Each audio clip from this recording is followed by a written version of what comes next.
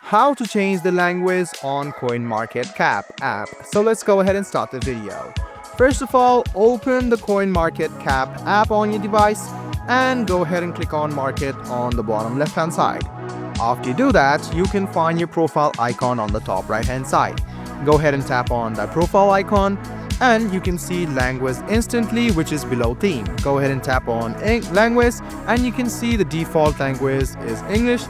And if you scroll down, you can see all of the languages available. You can just go ahead and select the language of your choice. You can go back and as you can see, if the app restarts, the language will be changed. It's quite easy to change. Go ahead and click on the profile icon on the top right hand side. You can see this is the language. Go ahead and click on it. Tap on the language you want. Go back and the language will be changed. I hope this video was helpful for you.